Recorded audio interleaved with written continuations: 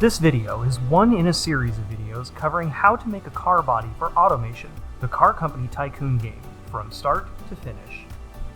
In this video, I will be discussing the Shrinkwrap modifier and building a target mesh, which we use to maintain perfect reflections while we edit our game object car body mesh. If that didn't make any sense, don't worry, I'll explain. Let me use an example to demonstrate. Keep in mind, this isn't how you would actually use this feature, but it should more clearly demonstrate what it's all about. I'm going to start with this subdivided and smoothed Suzanne. This will act as a stand-in for a high poly sculpted mesh. For the sake of this video, we can pretend it's made up of millions of polygons, something with extreme detail but you would never use as a game object. Now I'll add this cube here. I'll add some loop cuts and shape it around the Suzanne a little. Now I'll simply add the Shrinkwrap modifier and set the Suzanne as the target. See what happened there? The cube has now been sucked onto the surface of the Suzanne. The way this crude demonstration applies to our car body project is it will allow us to modify our low poly game object more easily while keeping things lined up so reflections are maintained. As you can see, I can go into edit mode and adjust some of the geometry around here. Slide this one up, slide that one down, move the whole thing down a little. You can already see as I tab back into object mode and turn on wireframe that the Shrinkwrap is correcting the misalignment of the vertices I messed with a few seconds ago.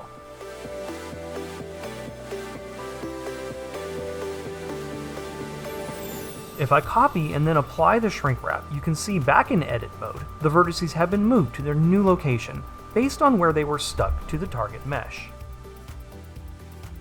I hope that covers what the Shrinkwrap does, what a target mesh is, and why we use it. That being said, you can skip this if you want.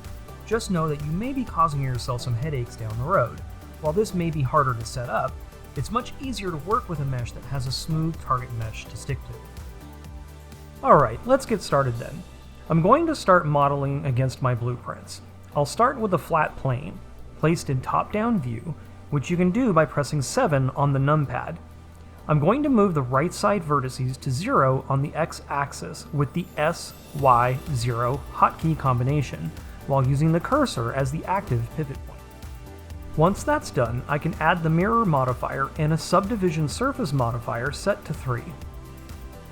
Now let's get this plane moved over the roof and shape it more.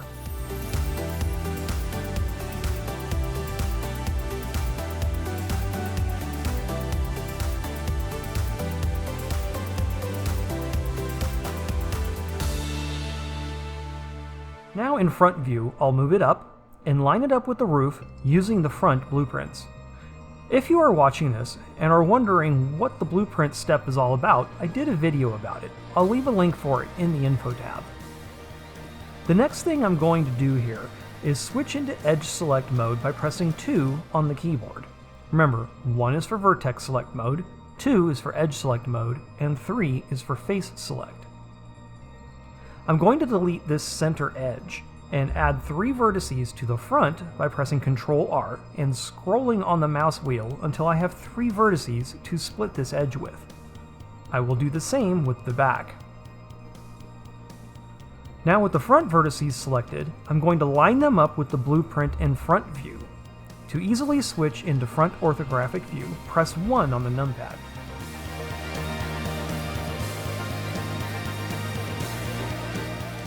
I'll do the same with the rear vertices and rear view. To easily switch to the rear orthographic view, press Ctrl 1 on the numpad. Now let's do the same thing with the side. I'll use Ctrl R to add some vertices to this edge and get into right side view by pressing Ctrl 3 on the numpad. From side view now, let's line up these vertices. In my case, the blueprints don't line up quite perfectly. That's okay, I'll just eyeball it and compensate. Now I want to turn this into a roof. I'll select the vertices on the side, make sure clipping is turned on the mirror modifier, and extrude the vertices to the middle and move them up a bit to form a more crowned roof. I can see I forgot to align the front vertices with the curve of the roof from top view, so I'll do that now. Same thing for the back. Again, I'm more or less eyeballing it, as the spoiler on this blueprint obscures the actual location of the roof and glass. Now I'll add 3 loop cuts with Ctrl R through the extruded roof section here. I've made 3 to match the 3 vertices I did on the front and back sections of the roof. I will now click drag, box select these 4 vertices and press F to fill them in with a face. Now I'll deselect the 2 at the middle and press F 3 more times to fill in the rest of the gaps. I'll do the same with the front.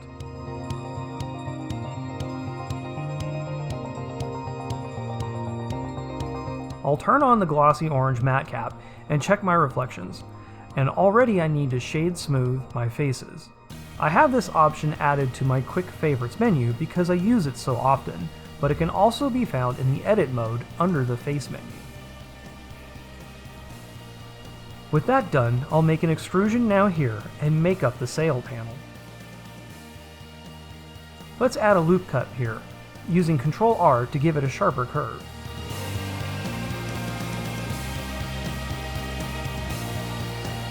From top view, I'll get the angle here to flow nicely, and I'll add a loop cut here to provide more curvature to the front, and contain the location where I want the out and downward bend to begin. I'll do the same with the back. Now I'll extrude the A-pillar out of the sail panel and begin moving this into position.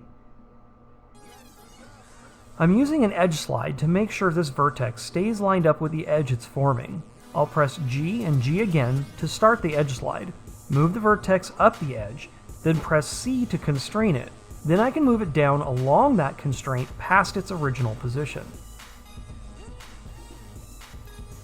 Then from side view, I'll move it down into position and make more of those edge constrained adjustments. Now I'll extrude and line up the parts that will make up the windshield. I'll go to the top, select the 2 open vertices, and press F to fill in the blank. Now I'll need to get into side view, Ctrl 3, and line up the bottom of the windshield. I'm going to make a small adjustment here to get this vertex lined up with the fender line, and I'll line this one up here with the body line on the hood. Now I'll grab the vertices from the hood seam to the center and extrude it to start forming the hood. I'm going to use the edges to follow the seam and body line.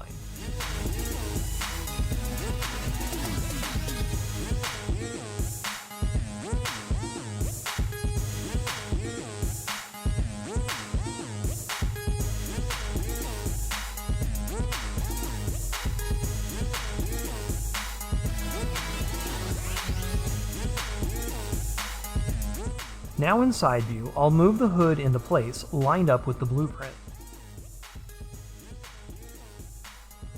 I'm going to do some more non-destructive modeling here. I need a sharp edge here to create a defined line between the hood and the windshield. So what I'll do is set the mean bevel weight to 1, add a bevel modifier above the subsurf modifier in the modifier stack, set the bevel width to something like 2.5 millimeters, and set the modifier to weight. Now I have a nice hard edge here, but I can come back to it later and change the number of bevel cuts, the size of the bevel, or just remove it altogether if I so desire. This is a great way to play around with your body lines on your model without having to commit to them with permanent geometry. Now let's make an extrusion here to start forming the grill area. I'm going to use constrained edge slides here to get the bottom edge mostly flat.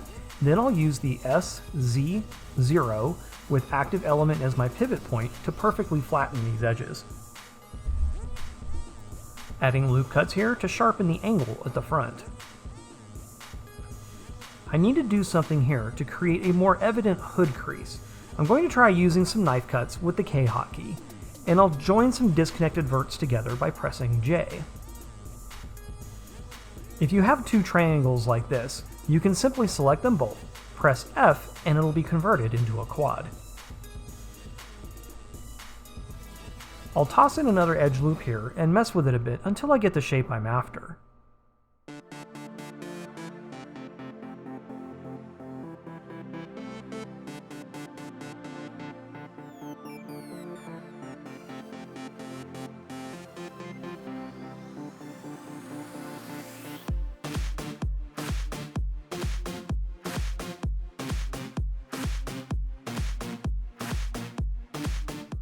Now I'm going to try to get the corner of the hood here to look good without adding a bunch of geometry.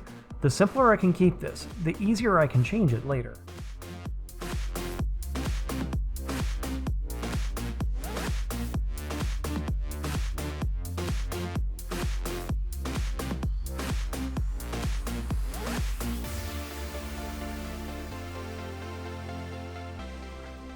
Now I'll begin making the fender.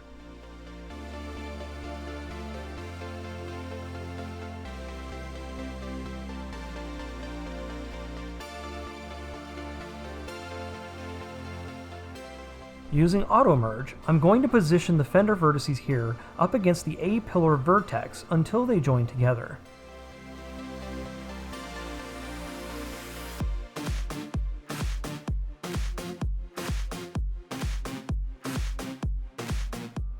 Let's use that orange matte cap and check our reflections. It might be a good idea to get more of the cabin shaped out before I continue with the fender, just to ensure the fender flows nicely into the side of the car.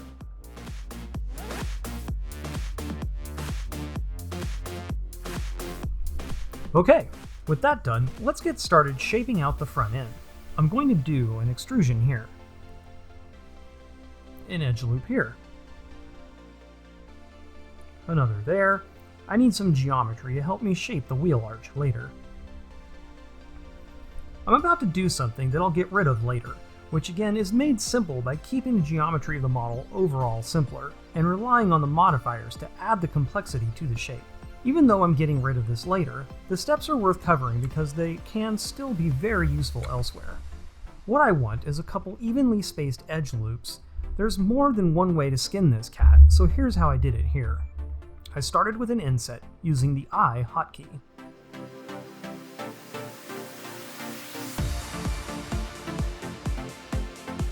Now, I'll expand the little action window in the lower left corner, and I'll uncheck boundary. What this does is eliminate the inset where there is a single face at the edge. In this case, there is a single face at the mirror point and at the end of the geometry here. Now that I've eliminated the boundary edges, I have two evenly spaced loop cuts. Now I can extrude to add to the geometry that will make up the molding. I'm going to delete this face here because I want to continue wrapping this molding around. I don't want it to stop here. I'll push it over a little to help that wrap along. Getting sidetracked a bit, I'm going to start tinkering around with the shape of the bumper.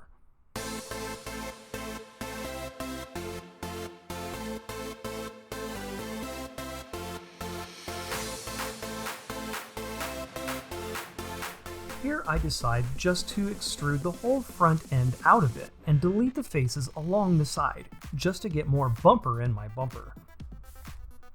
Now I'm going to try to match the bumper up a little more closely with the blueprint here.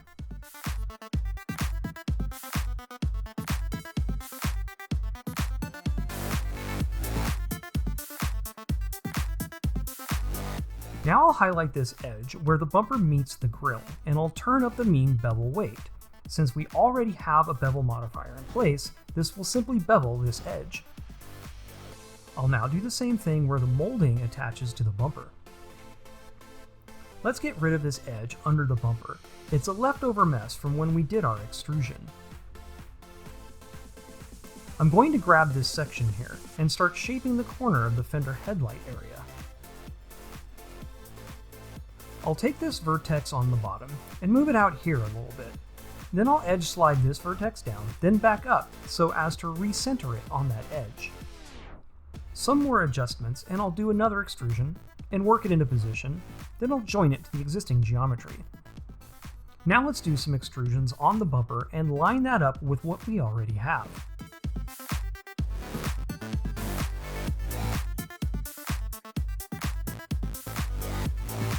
Now let's fill by highlighting these two vertices and pressing F twice to fill. And we'll add mean bevel weight where needed.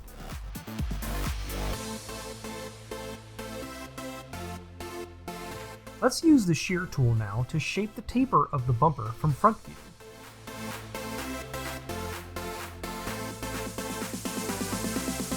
and make some more adjustments, like this one, using the active element pivot point, selecting the vertex we want to line everything up to, then using SY0 hotkey combination to execute it. Press enter when you're done. Okay, ignoring the wheel well for now, I'm going to grab this section of vertices and extrude them about to the door seam. We don't want to scale all of them up from the bottom because I want to continue the lower body lines and molding across the side and around the back of the car. So instead, I'll just move these vertices up here a bit. Let's add the mean bevel weight to the molding edges. Now I've added a bevel to the continuation of this bumper seam. But this isn't quite right. I'm going to have to fiddle with this until I can get it to make more sense. What I'm going to do is scale this edge out a little.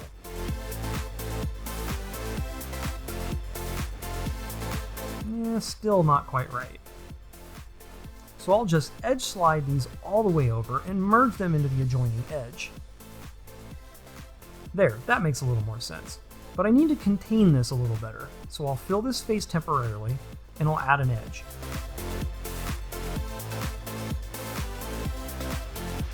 Now, because I'm still dealing with this triangle that's now a quad with a pole, if I try to add an edge loop here, I'll get this weirdness.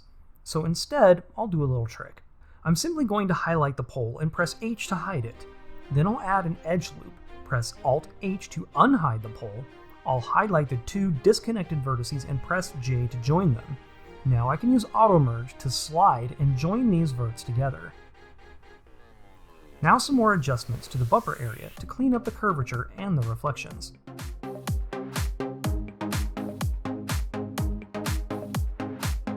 Now from top view, let's push this part of the fender out a bit.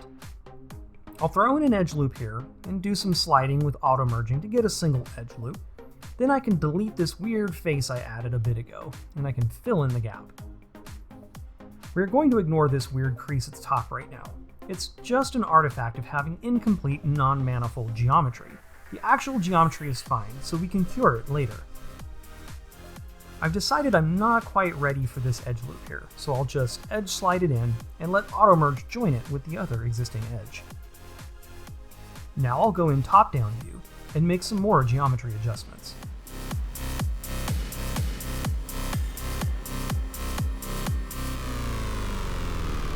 Okay, so I want to add some geometry here to support the wheel arch, but I have this triangle that's a little annoying. So what happens if I just edge slide this over here for now? Yep, that seems to work just fine. Now I can add in some edge loops. Let's adjust the loops near the top and follow the curvature of the hood as it relates to the blueprint.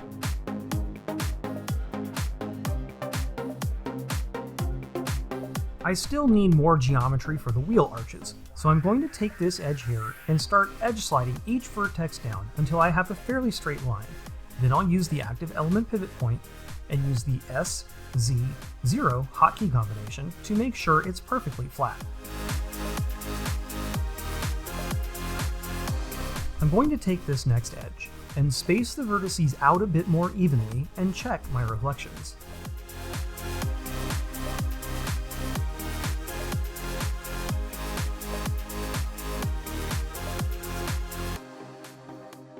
A quick extrusion down here, and I'll start edge sliding vertices to line them up with the wheel arch on the blueprint.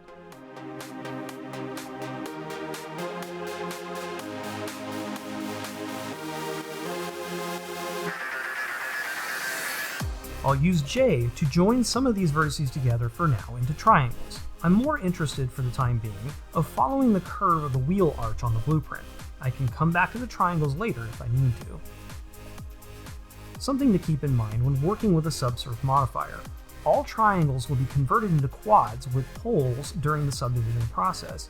We will get to more of this later. Now that I've traced the outline for the wheel arch, I can delete the vertices in the center to create the full arch. Now I have a couple things I need to think about. I need to think about the curvature of the arch and where the lip of the arch is going to come from. So I'm going to start playing around with the geometry again and trace those elements. I'm going to add a bit of geometry here to start forming the soft arc of the arch around this line on the blueprint.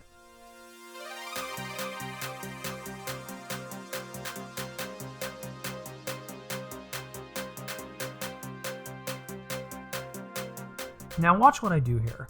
I'm going to add a triangle next to an existing triangle. Then I'll highlight the faces of the two triangles, press F to fill them, and look what I've done. I've changed the direction of the quad there. This is called quad wrapping. What I really want to do is have quads following that arch all the way around.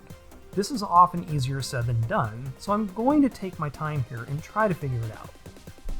So, I can add this edge loop here, do some auto merging, and then change the direction of the quads here as well.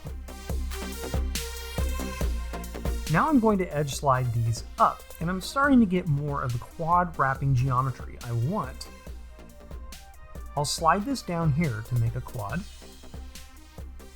In retrospect, there is more I could have done here with the knife cuts to continue quad flow, but it all ended up working out anyway. When it comes to modeling, there are many different ways to get to the same place.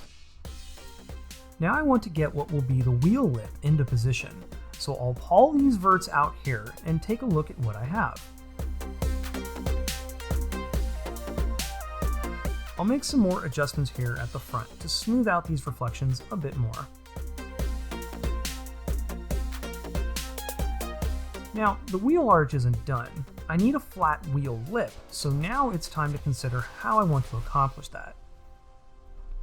I'm going to add some edge loops here, use auto merge to collapse some of the unnecessary geometry, and work on another quad wrap around the wheel lip.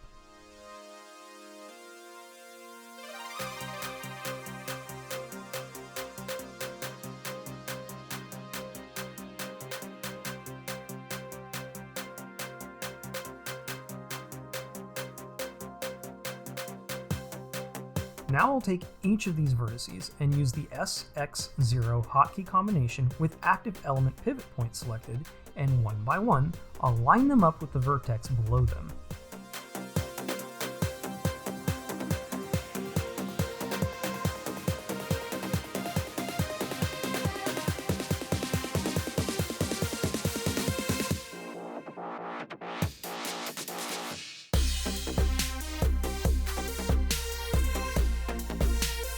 I've decided I don't want any lip below these moldings, which makes sense, the car doesn't have it there either.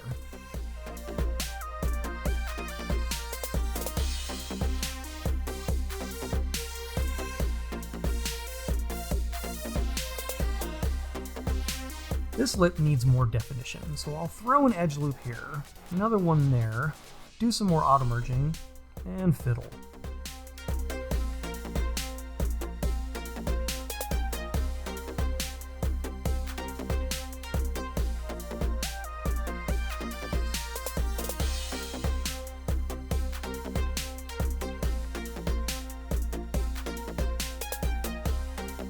Bit of a mess over here, let's fix that up.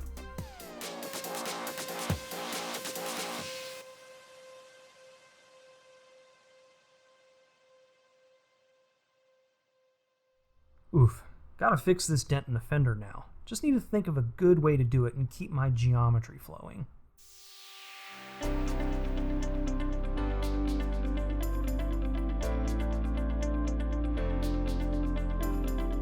There, that looks better. My attempts to keep this fender flat and even are failing, so I'll just grab all the vertices involved, scale on the X to 0 again, SX0, and then I'll use the shear tool to line up the front.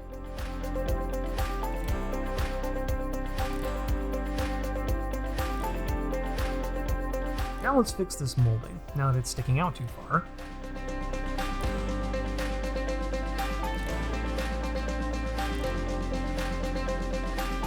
It's time to end cap these moldings, so I'll put faces on them now.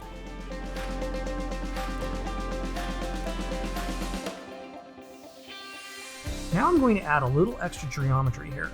It's just to give us a little extra flat space to work with. It won't be part of the final car. I'm highlighting the verts around the wheel opening, press F to fill, then inset with no boundary, and I'll delete the face, leaving me with a bit of extra surface to use for the target mesh.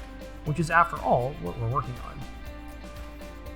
Now fiddling with moldings geometry and bevel weights again.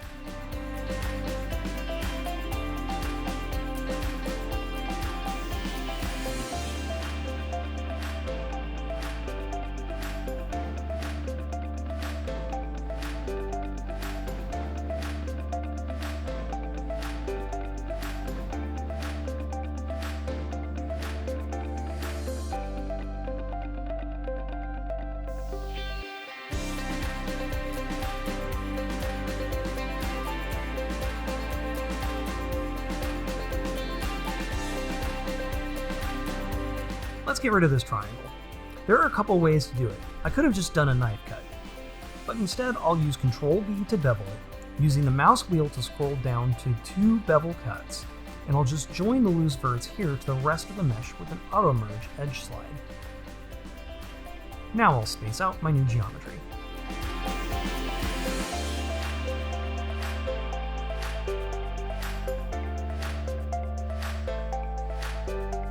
Alright, looking good. That'll wrap up the front wheel arch.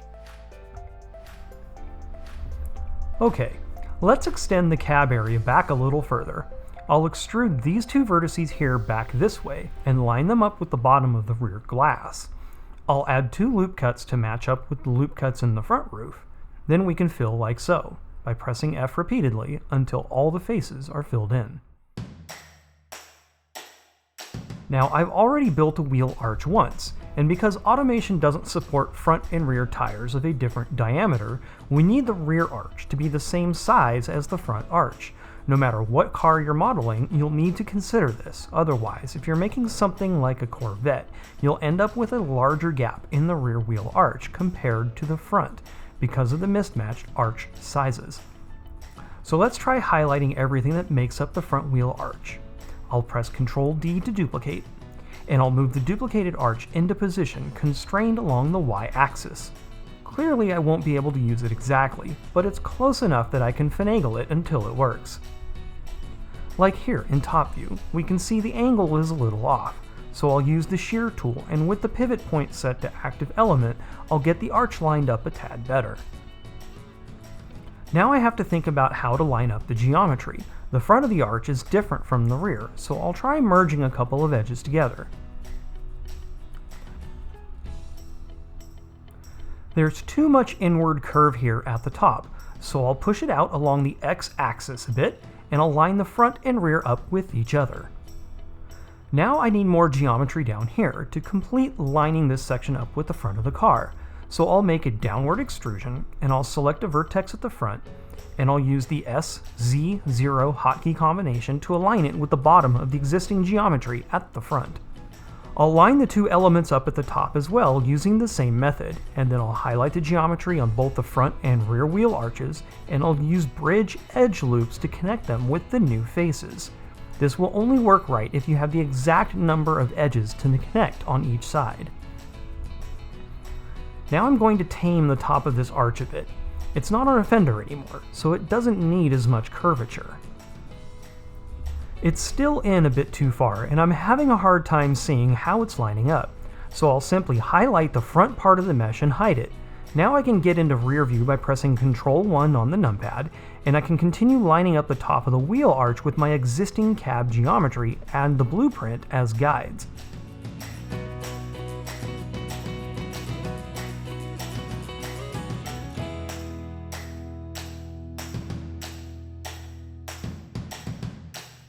Looking much cleaner now. Now let's add the geometry we need to the faces we just created to form the side of the car. I'll make as many loop cuts as I have geometry to support it coming down from the passenger cabin. In this case, it's 4. Now I'll slide the geometry into position. I'm not really concerned with where the seams will go on the target mesh. I'll deal with that on the final mesh. Now, as we've done before, I'll highlight this edge and press F to fill in faces. I'll need more geometry to support my new rear wheel arch, so I'll throw in a new loop cut here, and then I'll bevel the edge over and slide the furthest one out a touch. Then I can continue filling in faces as we did before. I'll just slide this part of the mesh back rather than adding another edge loop in there. It's already pretty tight, we don't need more geometry up top. Instead, I'll make an extrusion here so I can give myself another face.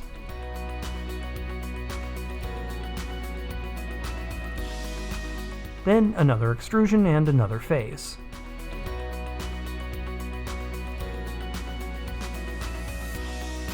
Now I'll work on the top a bit more, making an extrusion downward here and then another one. I'll scale it out a little along the y-axis to more closely follow the blueprint.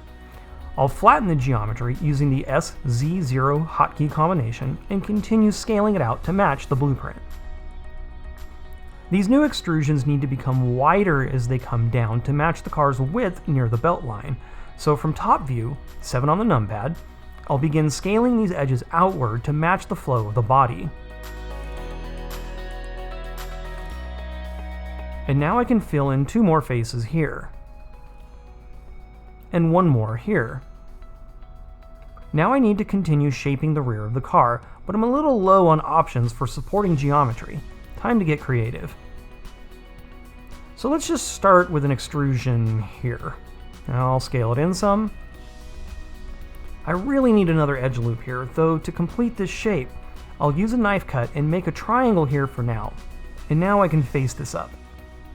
The reflections are telling me the geometry just isn't working here, so I'll have to make some more adjustments. This isn't really going to work, but I'm a little stumped at the moment. I'll come back to it later. Let's get the bumper finished. I'm going to make an extrusion here. I'll go into top view and try using the shear tool to help with changing the angle so I can turn the corner. I'll move it into position a little better. Now I can make another extrusion. Use the shear tool again to further help me around the corner. Then another extrusion and more of the shear tool. There. Now the corner is completed. I can make one last extrusion all the way to the center of the car. Then 3 edge loops, and I'll push those into place until I have a curve that more closely matches the blueprint.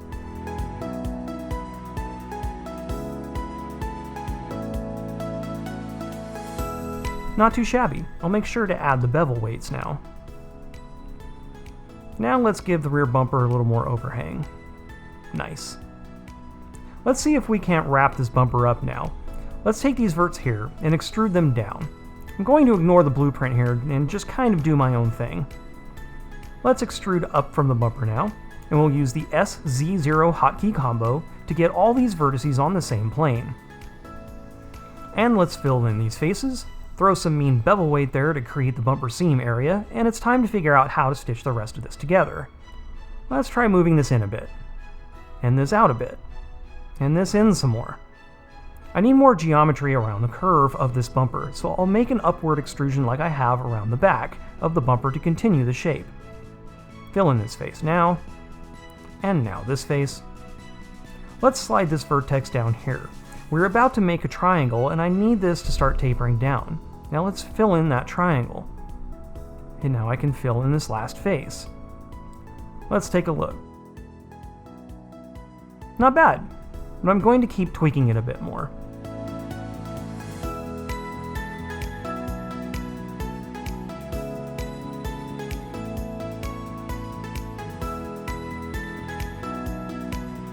There, even better. Now time to come back and deal with the geometry and bevels I'm currently using to form up the cab. They're not working, so let's remove the bevel weights here.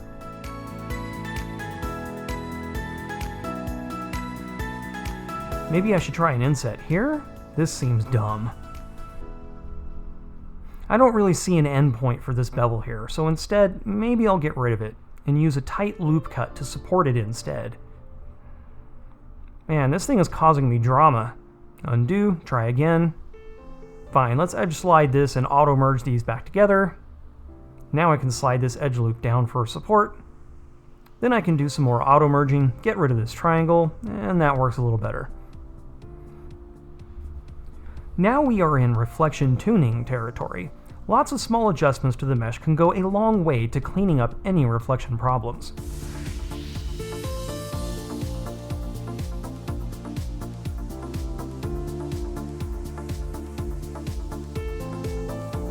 The geometry at the back here is pretty dense, and it's causing a lot of sharp reflections where the car should be a lot more curved.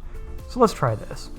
I'm going to trade one triangle for another by selecting these two vertices, pressing J to join them, and I'll auto-merge edge slide this vertex down here, and I'll turn the two triangles here into a quad. That declutters the geometry around the back some. I'm going to try scaling this out a bit, see if that helps with some of the reflections at the back here. Yeah, that works. This area is still a tight disaster with too much geometry. When will I figure out that the inset I did a short bit ago isn't helping me? Let's shape this section up a little more. I'll move these verts back to more closely follow the curve of the quarter glass, and I'll edge slide these two down a bit. Everything is looking good, except for that sharp crease where the glass is. Okay, now let's take the first steps of getting rid of this inset. I'm going to start auto-merging vertices in on their neighbors, but not before I throw in an edge loop over here and do some stuff. I'm going to super fast forward what happens next because it's a bit of a mess of me stumbling around trying to figure out how I want to go about finishing the cabin area.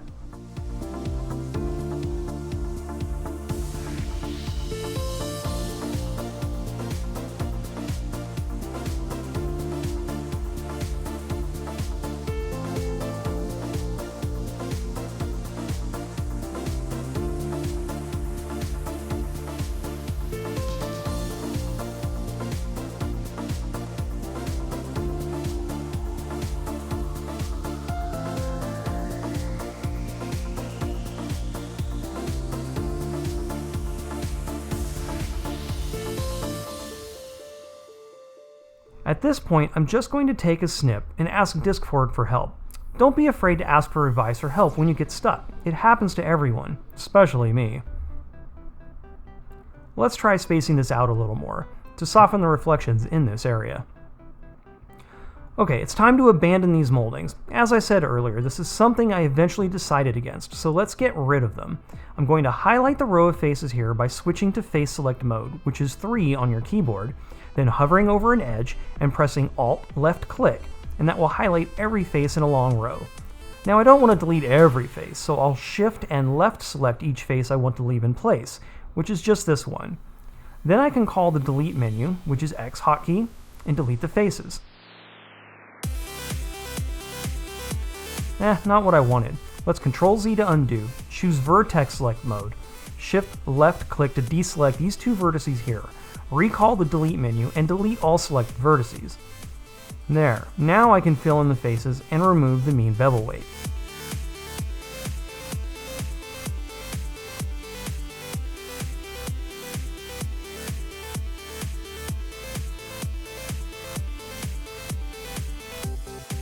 This will cause some issues with the remaining mean bevel weight that creates our sharp edge where the grille and headlight areas meet up with the bumper.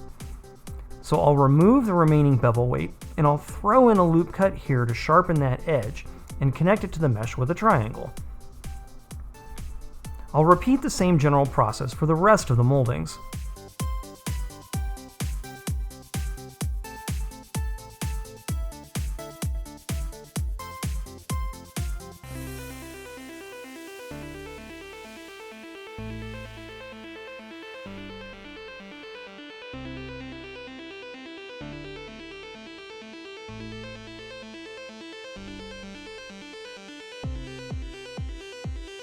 Now let's refine the mesh a bit further. I'm going to take a shot at rounding off this rear bumper a little more cleanly.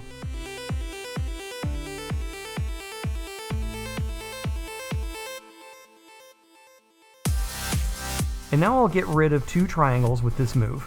Of course, this creates 2 new triangles, but they're next to each other, so I'll just select the faces here and press F. I'm still trying to smooth out this rear end. We're getting closer.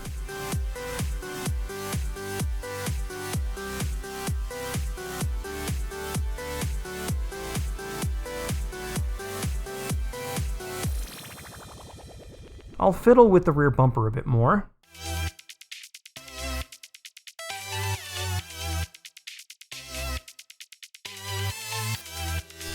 Okay. Something else I want to get rid of, thanks to feedback on Discord, is this bulge on the front. So I'll shuffle the mesh around and start edge sliding this out here and there until the front end is flat-faced and smooth.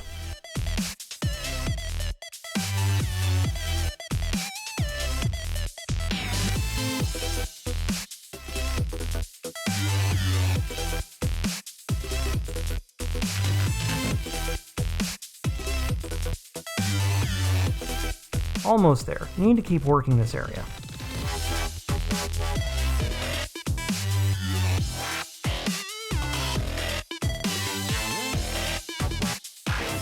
Not quite. It occurs to me that I need to quad wrap this curvature that makes up the hood bulge around a bit, rather than just trying to smooth the face out.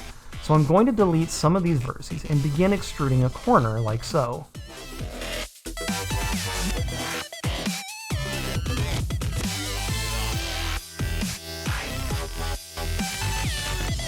Now I'll start connecting the mesh back together. This edge is no longer needed, so from the delete menu, I'll delete the edge loop and finish filling in the faces. Now I'll throw a triangle in here for now and fill in the faces. Now I must clean up the mesh, and it's a bit out of whack.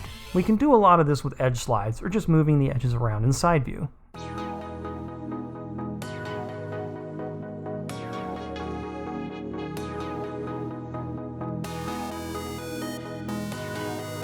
Further mesh refinements.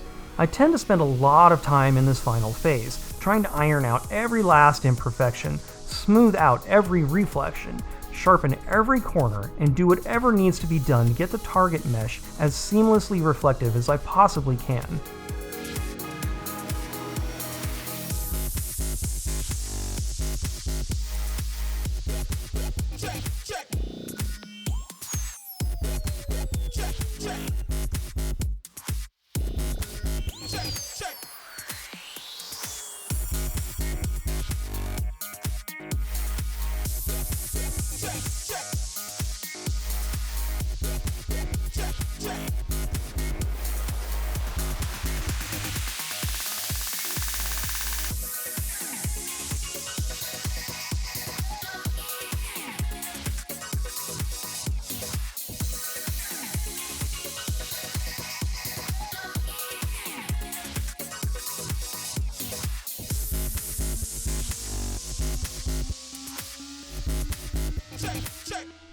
Sometimes I just need to throw an idea out the window, so I'll just delete the whole hood bulge and make the entire front end more generic.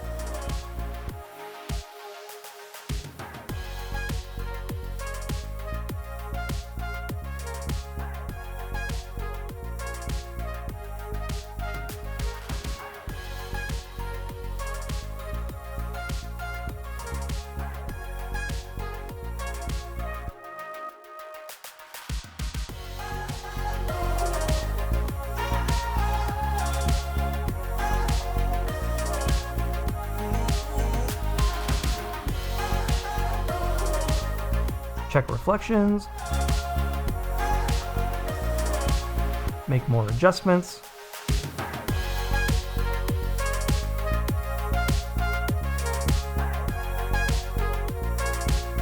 let's see about getting the curvature around the front of this grille and bumper looking better.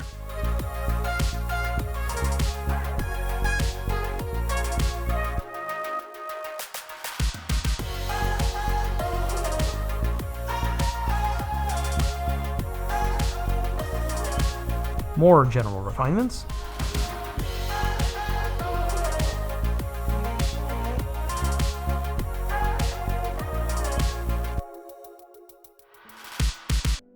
And more refinements.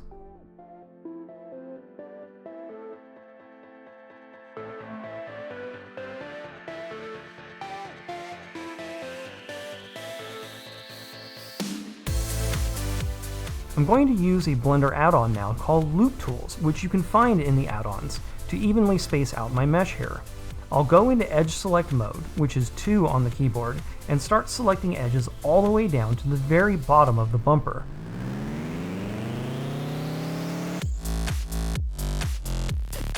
Now right-click, Loop Tools, and at the bottom there I'll select Space. Now my mesh is evenly spaced all the way down. I should have selected the bottom of the windshield as well, so I'll do that now. I'll do an edge slide here to try to round off the grille area a bit more. Here's an easy one. Let's delete this edge row now. Now I'll select the remaining row and use the shear tool to angle it down.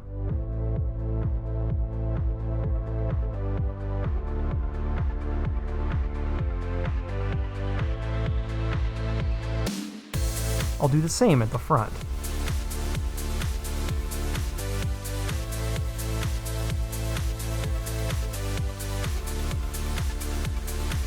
I'm going to play around here at the back and try to get reflections pointing in the right direction.